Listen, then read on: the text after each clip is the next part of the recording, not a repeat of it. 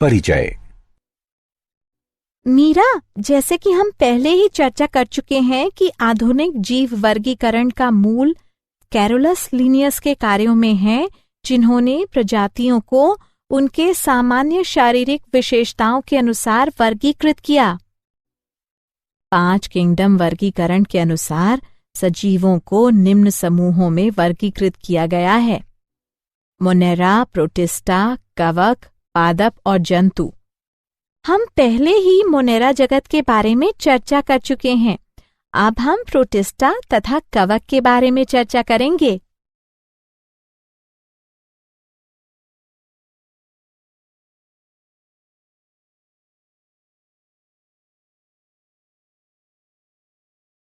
उद्देश्य।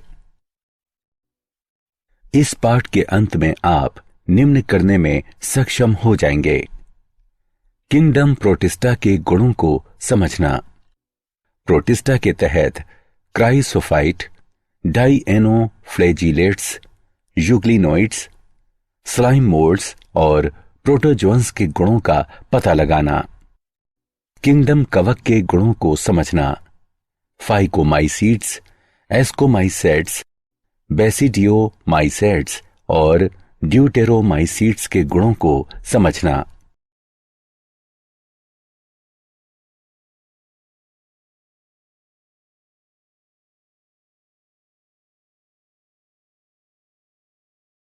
Kingdom protista. Protista eukaryotic सूक्ष्म जीवों का विविध समूह है। सभी एक कोशिकीय यूकेरियोटों को प्रोटिस्टा के अंतर्गत रखा जाता है, लेकिन इस जगत की सीमाएं अच्छी तरह से परिभाषित नहीं हैं। प्रोटिस्टा शब्द को सर्वप्रथम अर्नस्ट हैकल ने 1866 में प्रयोग किया था।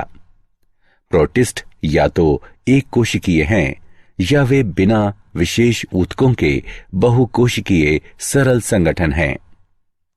ये सरल कोशिकीय संगठन प्रोटिस्ट को अन्य यूकेरियोटों जैसे कि कवक, जंतु और पौधों से अलग करता है। यूकेरियोट होने के कारण प्रोटिस्ट कोशिका के शरीर में सुपरिभाषित नाभिक और अन्य झिल्ली युक्त अंग होते हैं। कुछ में फ्लैजिला या सिलिया होते हैं। प्रोटिस्ट कोशिका संलयन और युग्मनज गठन की प्रक्रिया द्वारा अलैंगिक और लैंगिक प्रजनन करते हैं। प्रोटिस्ट जल जैसे कि किसी भी तरल वातावरण में रह सकते हैं। शैवाल जैसे कई प्रोटिस्ट प्रकाश संश्लेषक होते हैं और प्लवक के रूप में विशेष रूप से समुद्र जैसे परितंत्र में महत्वपूर्ण प्राथमिक उत्पादक होते हैं। अन्य प्रोटिस्ट जैसे कि किनेटोप्लास्टिड्स और एपिकोम्प्लेक्सा मानवों में मलेरिया और नींद की बीमारी जैसे गंभीर रोगों के लिए जिम्मेदार हैं। उन्हें प्रोटिस्ट के तहत क्राइसोफाइट, डाइएनोफ्लैजिलेट्स, यूग्लिनोइड्स, स्लाइम मोल्ड्स और प्रोटोजोअन्स में विभाजित किया जा सकता है।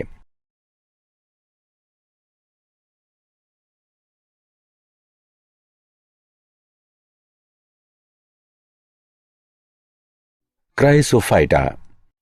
सुनहरा शैवाल या क्राइसोफाइटा एक बड़ा समूह है जो समुद्री वातावरण में और मीठे जल में पाया जाता है। इस समूह में डाइटम और सुनहरा शैवाल यानी डेस्मेट्स आता है। वे सूक्ष्म होते हैं और जल धाराओं यानी प्लैंक्टन में निष्क्रिय रूप से तैरते रहते हैं। डाइटम महासागरों में प्रमुख उत्पादक है। उनमें से अधिकांश प्रकाश संश्लेषक होते हैं। डाइटम में कोशिका भित्ति 2 पतली अतिव्यापी गोले का निर्माण करती हैं, जो एक दूसरे में साबुन और इसके बॉक्स के रूप में समाये होते हैं। दीवारें सिलिका के साथ समाई होती हैं और इस तरह से दीवारें अविनाशी हैं।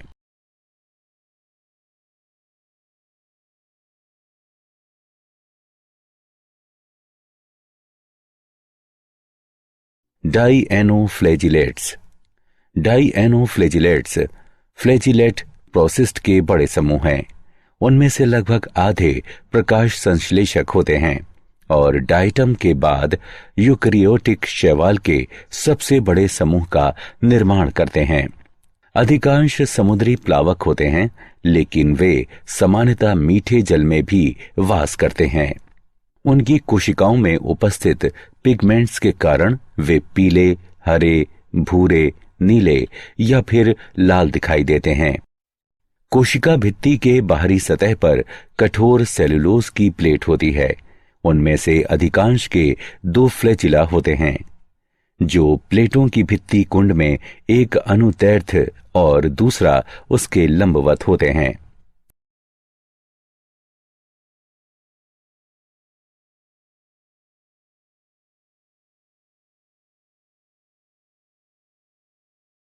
यूग्लिनोइड। यूग्लिनोइड फ्लैजिलेट्स समूह के सबसे प्रसिद्ध समूह हैं, जो सामान्यतः कुछ समुद्री और एंडोसिम्बियोटिक सदस्यों के साथ मीठे जल में पाया जाता है, विशेष रूप से जब ये कार्बनिक पदार्थों से भरपूर होते हैं। कोशिका भित्ति के अलावा उनमें प्रोटीन युक्त परत होती है, जो झिल्ली यानी पेलिकल कही जाती है तथा जो उनके शरीर को लचीला बनाती है। उनमें 2 फ्लैजिला, एक छोटी और एक लंबी होती है। अधिकांश यूग्लिनोइड में क्लोरोप्लास्ट होते हैं और प्रकाश संश्लेषण द्वारा ऊर्जा का उत्पादन करते हैं, लेकिन अन्य फेगोसाइटोसिस या विसरण द्वारा ग्रहण करते हैं। हालांकि सूर्य के प्रकाश की उपस्थिति में वे प्रकाश संश्लेषक होते हैं, किंतु सूर्य के प्रकाश की अनुपस्थिति में अन्य छोटे जीवों का शिकार कर वे परपोषी की तरह व्यवहार करते हैं। दिलचस्प बात यह है कि यूग्लिनोइड के पिगमेंट्स उच्चतर पौधों में विद्यमान पिगमेंट्स के समान होते हैं। उदाहरण यूग्लिना।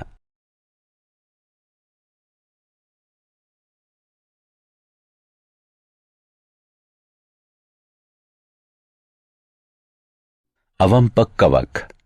अवंपक कवक मृतपोषी प्रोटिस्ट हैं। अवंपक कवक कवक के सदृश जीव हैं, जो प्रजनन के लिए बीजाणु का उपयोग करते हैं। कुछ अवंपक कवक के जीवन चक्र के दौरान वे जिलेटिन के हिस्से के रूप में प्रतीत होते हैं, इसलिए इसका नाम अवंपक है। अवंपक कवक सारी दुनिया में पाए जाते हैं और वैसे सूक्ष्म जीवों का भक्षण करते हैं जो मृत पादपों में निवास करते हैं। आमतौर पर ऐसे जीव मिट्टी, लॉन और सामान्यतः पर्णपाती वनों में पाए जाते हैं। उष्ण कटिबंधीय क्षेत्रों में वे भी पुष्पण, फल पर और वायवीय स्थितियों में सामान्य हो जाते हैं। उदाहरण पेड़ के मंडप में, शहरी क्षेत्रों में वे गीली घास पर या गटर में कवक पत्ती में भी पाए जाते हैं। अधिकांश अवंपक कवक कुछ सेंटीमीटर के भी छोटे होते हैं, लेकिन कुछ प्रजातियां आकार में कई वर्ग मीटर और द्रव्यमान में 30 ग्राम तक पहुंच सकती हैं। कई के रंग पीले, भूरे और सफेद होते हैं। पृथ्वी के समशीतोष्ण क्षेत्रों के वनों में प्राकृतिक रूप से एवं कक्षाओं और प्रयोगशालाओं में सबसे अधिक पाए जाने वाले अवंपक कवकों में पीले फायसारम पोलीसेफलम हैं।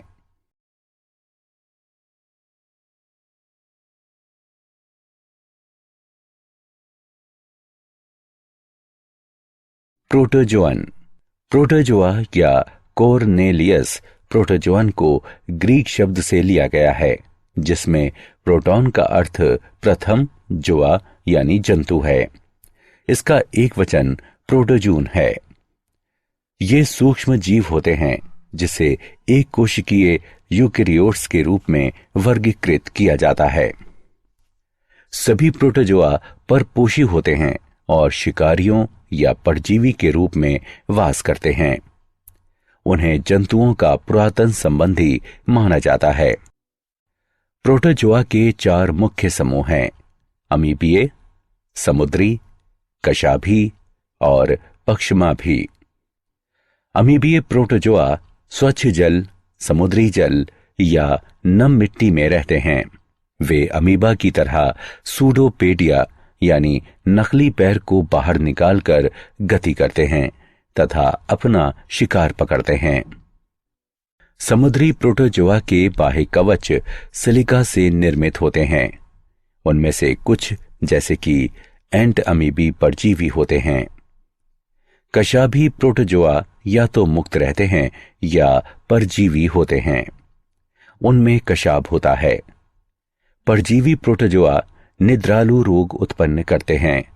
उदाहरण ट्राइपैनोसोमा।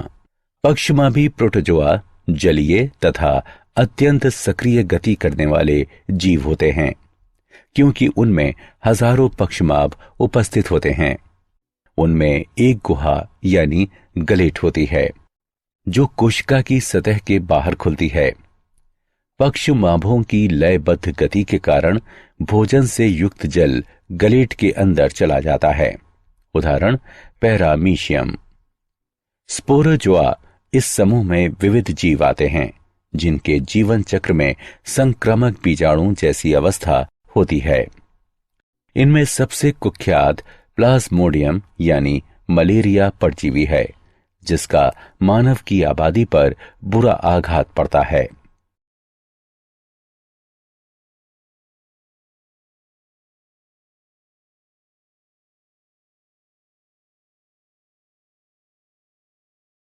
कवक फंजाई जगत। ये बहुकोशिकीय तथा परपोषी घटकों का जगत है। उदाहरण यीस्ट, म्यूकर, अगेरिकस इत्यादि। कवक मृदा, वायु, जल तथा पादपों एवं जंतुओं में परजीवी के रूप में उपस्थित होते हैं। ये हरित कवक विहीन अंग होते हैं। उनका शरीर तंतुमयी होता है। कवक एक कोशिकीय जीव है जिसका उपयोग ब्रेड तथा बियर बनाने में किया जाता है। उदाहरण यीस्ट। ये परपोषी हो सकते हैं जो मृतजीवी या परजीवी हो सकते हैं। फंजाई की कोशिका भित्ति में काइटन तथा पॉलीसेकेराइड होते हैं। ये बीजाणु उत्पन्न करने वाले पर्णहरित विहीन अंग होते हैं, जैसे mildew, Rhizopus, Mucor, bracket fungi, morel तथा मशरूम। कुछ कवक रोग उत्पन्न करते हैं, जैसे पक्सीनिया द्वारा उत्पन्न रस्ट तथा स्मस्ट रोग उस्टीलागो द्वारा उत्पन्न होते हैं। पेनिसिलियम से प्रतिजैविक यानी एंटीबायोटिक बनाए जाते हैं। कवक लाइकेन में शैवाल के साथ सहजीवी संबंध बनाता है। फंजाई में लैंगिक जनन, कायिक खंडन, विखंडन, मुकुलन, निषक्तांड, ओस्पोरा, युग्माणु, एंस्कस बीजाणु तथा बेसिडियम बीजाणु इत्यादि द्वारा होता है। बीजाणु उत्पन्न करने वाले अंग फलनकाय अंग कहलाते हैं। फंजाई 4 प्रकार के होते हैं: फाइकोमाइसिटीज, एस्कोमाइसिटीज, बेसिडियोमाइसिटीज तथा ड्यूटिरोमाइसिटीज।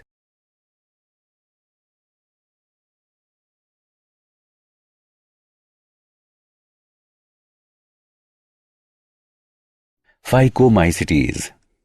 फाइकोमाइसिटीज जलीय आवासों, नम और सीलन वाले स्थानों में सड़ी गली लकड़ियों पर अथवा पादपों पर अविकल्पी परजीवी के रूप में पाए जाते हैं। माइसीलियम अपटीय एवं कोइनोसाइटिक होता है। कुछ सामान्य उदाहरण म्यूकर, राइजोपस तथा अल्बुको है।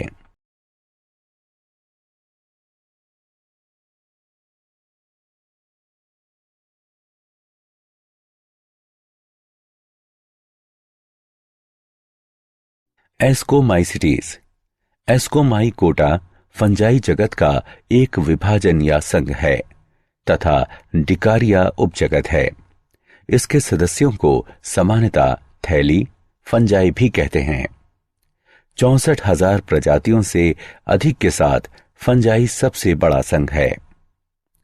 इस फंगल समूह की परिभाषित विशेषता एस्कस है, जिसे ग्रीक शब्द यानी एस्कोस से लिया गया है, जिसका अर्थ थैला अथवा वाइन स्किन है। जो एक सूक्ष्म लैंगिक संरचना है जिसमें गतिहीन बीजाणु, जिसे एस्कोस्पोर कहते हैं, का निर्माण होता है। वे मृतजीवी, अपघटक, परजीवी अथवा शमलरागी यानी गोबर पर उगने वाले होते हैं। माइसीलिया शाखित एवं पटीय होते हैं। एस्कोमाइसिटीज औषधीय महत्व के यौगिकों जैसे कि प्रतिजैवी एवं रोटी बनाने, अल्कोहलिक पेय तथा पनीर के स्रोत के रूप में मनुष्य के लिए आवश्यक है, किंतु मानव तथा पादपों के रोकवाहक होते हैं।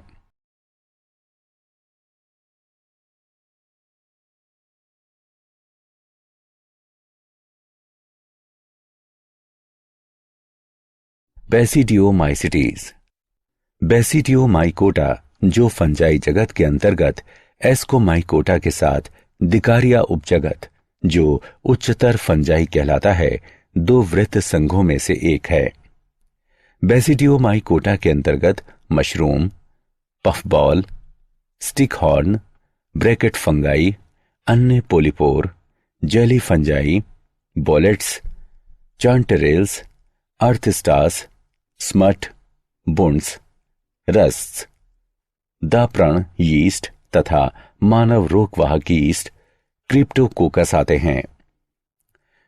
वे परजीवी के रूप में मृदा में, लट्ठे में तथा पेड़ के ठूंठ पर तथा जीवित पेड़ों पर उगते हैं। उदाहरण रस्ट तथा स्मट। माइसिलियम शाखित एवं पटीय होते हैं। बेसिडियोमाइकोटा तंतुमयी फंजाई है, जो यीस्ट का निर्माण करने वाले फंजाई को छोड़कर बाकी सभी हाइपा से निर्मित होते हैं। बेसिडियोपोर बेसिडियम यानी बहुवचन बेसिडिया, इन पर बाह्यता उत्पन्न होते हैं। बेसिडिया फल वाले पौधे के शरीर में व्यवस्थित होते हैं, जिसे बेसिडियोकार्प्स कहते हैं। इसके कुछ सामान्य सदस्य अगेरिकस यानी मशरूम, उस्टिलागो यानी स्मट तथा पक्सीनिया यानी रस्ट फंजाई हैं।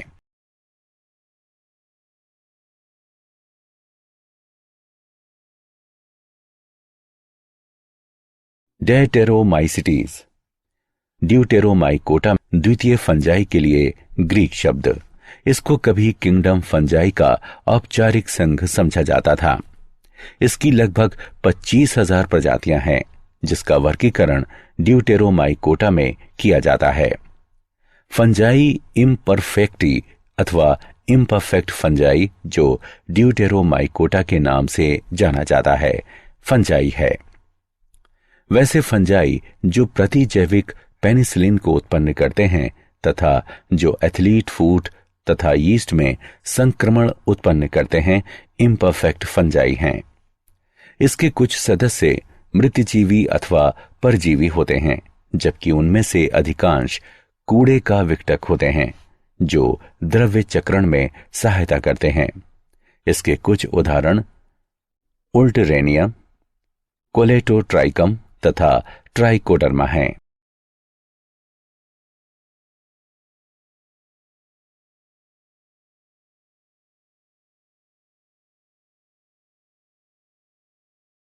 क्या आप जानते हैं, कार्ल वूज ने सन 2000 में कहा, इस ग्रह पर जीवन की अतुल्य विविधता, जिसमें कि अधिकांश सूक्ष्म जीव हैं, को एक विकासवादी फ्रेमवर्क में अच्छी तरह समझा जा सकता है। कार्ल वूज ने नवंबर 2000 में विज्ञान का नेशनल मेडल जीता। प्रोटिस्टा के वर्गीकरण का आधार उसके अंगों का चलन है। गोल्डफस ने एक कोशिकीय प्रोटिस्ट जीवधारियों को प्रोटोजोआ नाम दिया।